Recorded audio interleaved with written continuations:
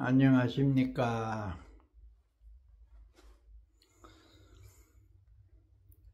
통도사 감로당에서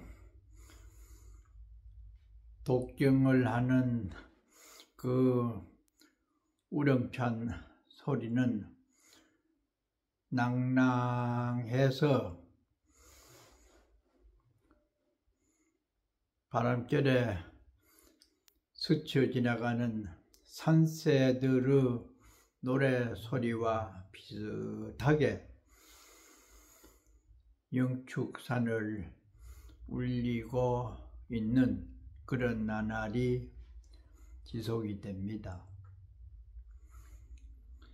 그러다가 어느 때는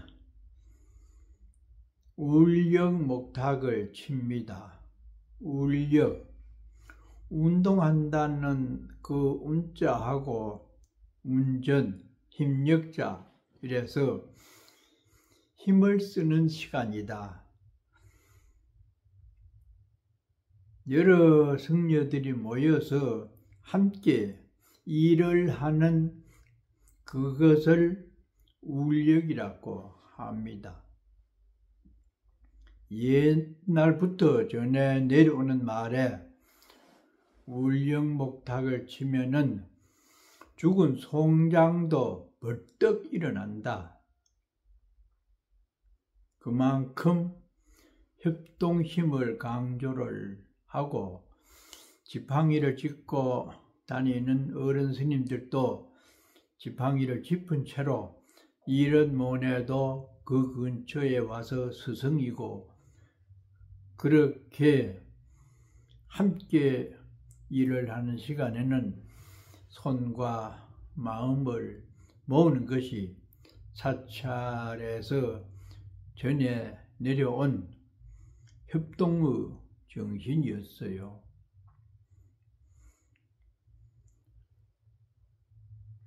울력목탁은 2번을 내리고 맛있는 음식이 생기면 1번을 치고 공부할 때는 3번을 내리친다 했죠. 그래서 어려울 때 맛있는 특식이 들어와서 먹게 되는 시간에는 목탁을 약하게 칩니다. 밖에 있다가 목탁 소리 못 들은 사람은 얻어먹지 못해요. 그러나 일을 해야 되는 울력목탁을 칠 때는 2번을 아주 힘을 주어가지고 우렁차게 칩니다.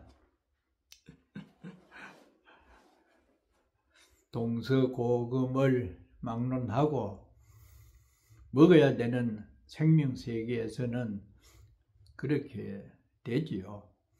특히 먹을 것이 넉넉지 못했던 70년대에도 그런 것이 적용이 됐습니다. 크게 목탁을 2번을 내리치면은 이곳저곳에서 승려들이 한 곳으로 모입니다. 그 중에서도 제일 힘들었던 일이 기와를 올리는 것이었어요. 지금은 사중 경제가 넉넉해서 그렇지만은 69년 전후 그때만 해도 그렇지 못해서 학인 스님들이 일을 하는 경우가 많았습니다. 그 가운데에서 대광명전에 기와를 올릴 일이 있었어요. 대광명전 통도사는 그 언제부터인가는 모르지만은 그때 들은 얘기로 네 살림을 살았다고 했어요. 보광전 선언이 한 살림, 상로전이라고 해서 지금 금강계단 정멸보궁을 법당으로 삼는 상로전, 노전은 부처님께 마지를 올리고 기도를 하는 승려가 사는 집 이름을 노전이라고도 하고, 이 기도하는 스님을 노전 스님 이렇게 해서 금강계단에 마지를 올리는 스님을 상로전 부전 스님, 또 기도 스님, 그렇게 해서 감로당 중심으로 관음전, 해장보각, 그곳이 상로전이라고 하면서 아마 같은 문중의 승려들이 살림을 따로 살았다고 합니다. 그 다음에 중로전입니다. 중로전은 용화전하고 또 이 천자각 이렇게 하면서 이 대광명전을 법당으로 모시고 예불을 했다고 합니다. 한오전은 약사전 건너에 있는 영산전, 영산전이 규모도 제일 크고 건물도 오래된 듯해요. 그곳은 극락전, 약사전, 또 건너에 있는 만세루, 아마 종무소도 한오전에 속했는지는 모르겠습니다만은, 그래서 네 살림이 통도사에서 각각 살림을 살면서 수행을 했다고 합니다. 그러니까 생각을 더듬어 보면은 보광전 선언은 화엄경에서 부처님께서 설법을 하셨던 7처구회 7군데 중에 한 곳이죠. 보광전. 중로전 법당인 대광명전, 화엄경에서 이 법신불로 모시는 분이 비로자나 부처님이잖아요. 비로자나를 번역을 하면은 대광명이죠. 역시 화엄 사상을 뜻하는 것 같고, 한오전 법당인 영산해상에서 부처님께서 법문을 많이 하셨기 때문에 전체적으로 보면은 화엄경 사상을 주류로 이루는 도량임을 그 법당 이름에서 암시를 한 것 같아요. 그래서 그 대광명전은 통도사 많은 건물 중에 가장 오래된 건물이라고 합니다. 아마 최소 300년 이상이라고 하고요. 그 전에 들은 말로는 기둥이 쌀이 나무다. 옛날 사람들은 절에 가서 신기한 기둥이 있으면은 무작정 쌀이 나무 기둥이라고 말을 하는 그런 풍습이 있었어요. 세상에 쌀이나 뭐가 얼마나 커서 그런 큰 기둥이 되었겠습니까? 참 소중하고 귀하다는 뜻으로 그렇게 말을 한 듯해요. 대광명전이 그렇게 듣고 보면 상당히 건축물이 아주 단단하고 구조도 특이하면서 참 그곳에 들어가서 절을 하면은 저절로 마음이 숙연해지고 편안해짐을 느끼는 법당입니다. 그 법당이 다른 건물들은 화마가 많이 지나가서 근래에 지은 것이 많다고 하는데 그 대광명전만은 화마를 피했다고 합니다. 아시는 분은 알겠습니다만은 그 법당 왼쪽 석가래 밑에 보면은 조그만한 항아리가 올려져 있어요. 그리고 그 곁에 나무에는 이 5자로 된 그 식구가 적혀 있습니다. 귀절이죠. 우리 집에 한 사람이 살고 있는데 그 광명전을 사람의 비유를 했겠죠. 어떤 사람인가? 그 사람은 바로 바다에서 사는 사람이다. 그러다가 보니까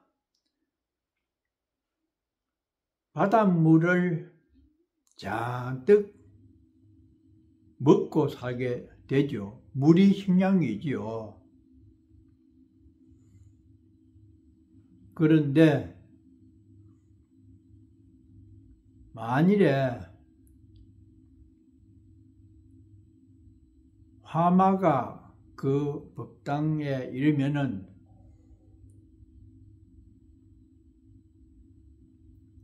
입에 머금고 있던 바닷물로 불을 끈다.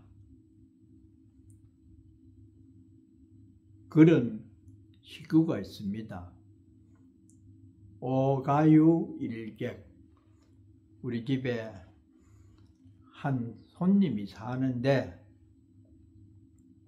정시 해중이니라 그이는 바로 바다에 사는 사람이라.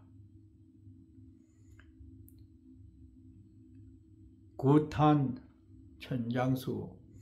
입으로 바닷물을 입에 잔뜩 머금고 있다가 불이 나면은 능살 화정신이라 화마를 죽여버리는 그런 능력이 있는 사람이 이곳에 살고 있다.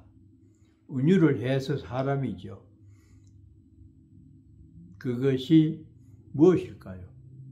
바로 그 항아리 안에 있는 소금입니다. 소금은 바닷물에서 생기죠. 그 소금이 대광명전을 지금까지 불이 못 나도록 지켜주는 아주 훌륭한 존재라는 겁니다. 옛날에는 목조 건물에 불이 붙으면은 참으로 끄기가 어렵죠.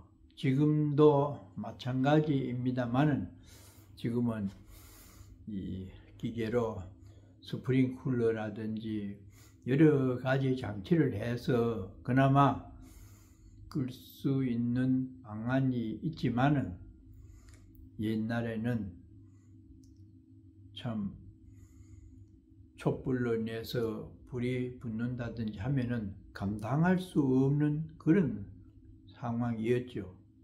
때문에 저를 지키는 성녀들이나 힌두인들이 그러한 주문식의 어떤 방편으로 화재를 사전에 예방하려고 하는 그런 구절이 대광명전에 있습니다. 해인사도 단오날에 산에 가서 소금을 묻고 하는 이식이 있는 것은 화재를 예방하려고 하는 그런 심리가 그렇게 발현이 되었겠지요. 그런데 그 대광명전에 기와를 새로 입히기 위해서 재래식 기와를 올리는 울력을 합니다. 그 높은 건물에 큰 사다리를 걸쳐두고 바닥에 있는 기와를 올립니다. 상당히 무거워요. 옛날 기와가.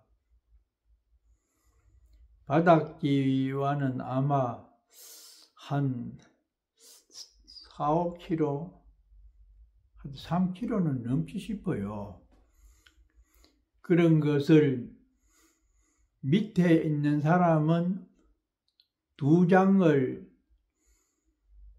올리면은 중간에 사다리에 발을 떼고 있는 사람은 뒤로 이렇게 해가지고 이렇게 계속 받아서 올리는데, 지붕에 가 있는 승려나 바닥에 있는 사람은 좀 쉬워도 중간에 있는 사람은 상당히 힘이 들고 위험해요.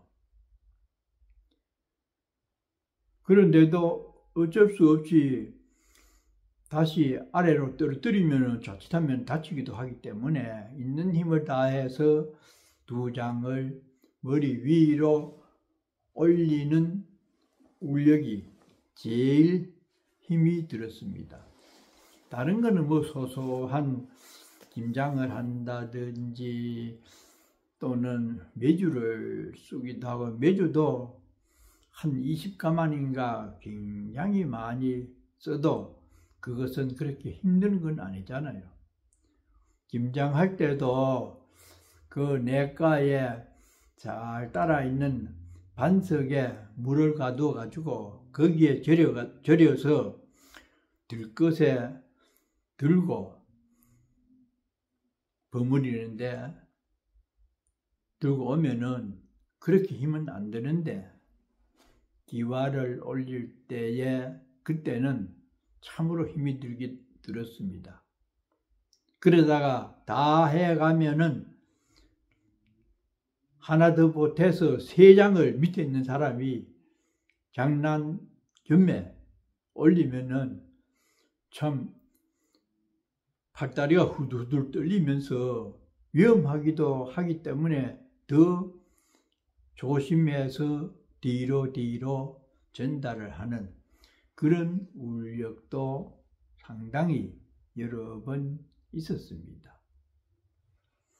그래서 울력을 마치는 시간에는 반찬을 원주 스님이 평소보다는 더 잘 차리고 맛있는 참도 내놓고 이래 해서 일은 힘이 들지만은 먹는 것이 상당히 좋게 나오기 때문에 일하는 시간을 기다리기도 하고 그런 수도 있어요. 하루 종일 방에서 글만 일이면은 때로는 따분할 때도 있습니다. 바람을 쐬면서 여러 사람들이 함께 웃으면서 일을 하는 그것도 하나의 수행 방편 중에 들어갈 수가 있기 때문에 너무 많으면은 짜증을 내지만은 적당한 우울력은 분위기도 바꾸고 또 장난도 치면서 그렇게 지나가는 시간이기 때문에 대광명전 기와를 올렸을 때의 그 우울력 했던 모습이 지금도 눈에 삼삼, 귀에 쟁쟁 그게 남아 있습니다. 그리고 그 다음에 재미있는 우울력은 장밭 근처에 있는 전론에 가서 모를 내는 겁니다. 모를 쭌다. 농사를 안 지어본 사람은 무슨 말인지 잘 모를 겁니다. 벽씨를 뿌려서 그것을 어느 정도 자라면은 뽑아내는 것을 쭌다 이렇게 합니다. 그래서 그 흙을 털고 묶어서 다시 서너 포기로 나락을 심는 거죠. 그때만 해도 평산, 지산, 신평, 삼수 그 근처의 시골에 있는 처녀들, 젊은 아낙네들이 많이 있었어요. 모내기를 할 때는 어느 정도 시기를 앞당겨야 하기 때문에 시기를 놓치면 수확이 확실히 차이가 납니다. 그래서 모든 일, 여러 사람들이 함께 일을 빨리 해야 돼요. 그때는 젊은 여성들이 많이 있어서 모를 내러 옵니다. 그런데 그 목판에 모를 줄 때에 보면은 제일 마지막에 물뱀이 쫓겨 들어가다가 또 서너 마리는 그 속에 숨어 있어요. 그래서 은근히 겁을 내면서도 그 물뱀이 나왔으면 하면서 모를 줍니다. 들리는 말에는 물뱀에 물리면 재수가 좋다. 요새 같으면 아마 뱀에 물리면 로또 산다고 쫓아갔을지도 모르죠. 또 독이 없대요. 물에 사는 독사도 아니고 산에 있는 게 독사지.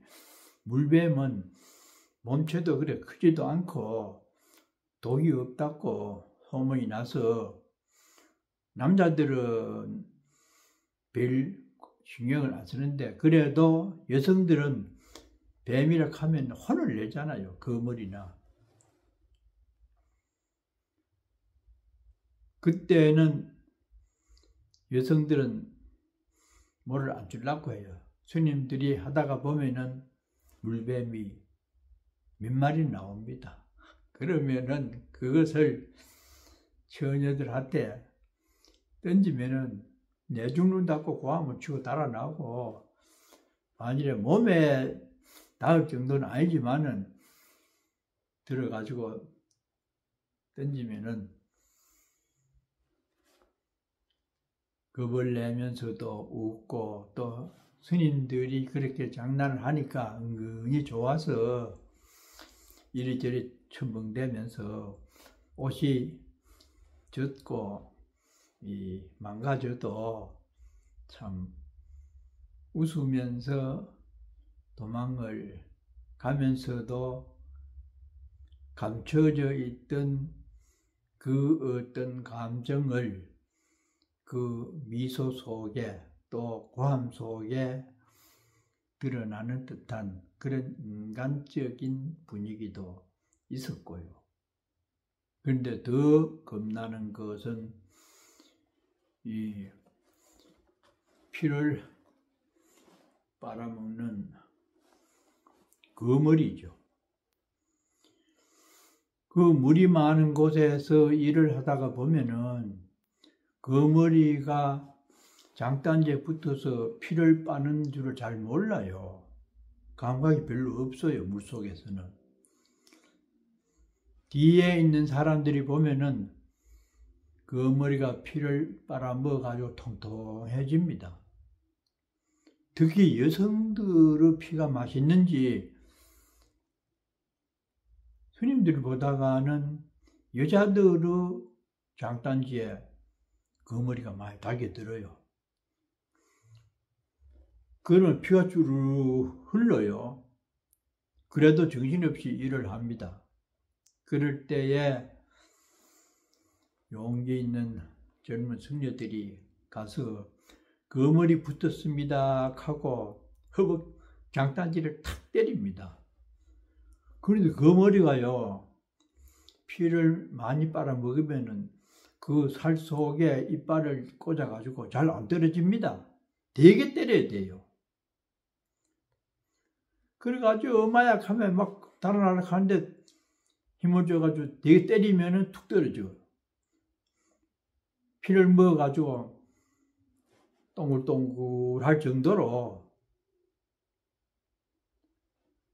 그래서 제일 겁을 내는 게 거물이었는데 그때만 해도 그냥 맨살로 논일을 했기 때문에 그런 일이 많았습니다.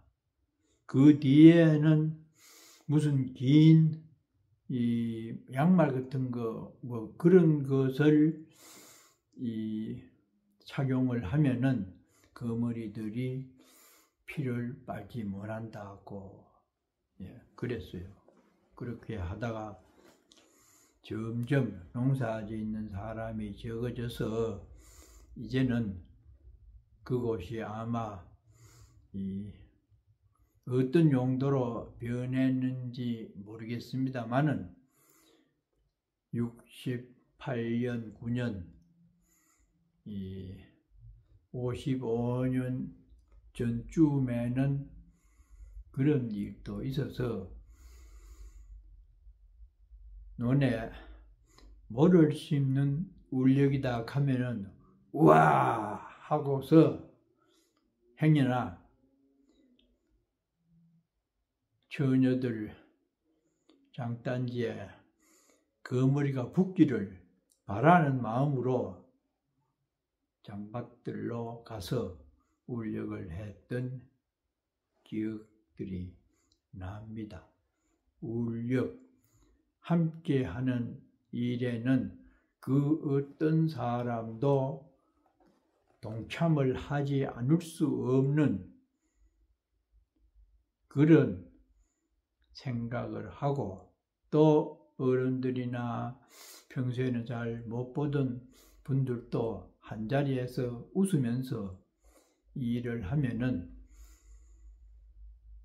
인간에도 살아나고 살아있음에 대한 훈훈한 마음도 일면서 또 점심이나 저녁 밥상이 눅눅해가지고 이래저래 좋은 시간을 보낸 것이 바로 울력이 주는 생동감 있는 현장이라고 생각을 할 수가 있습니다. 감로당에서의 생각나는 것 중에 대광명전 기와를 올리는 생각이 생생히 기억에 남아 있어서 이런 넋두리를 여러분과 함께 나누어 보았습니다.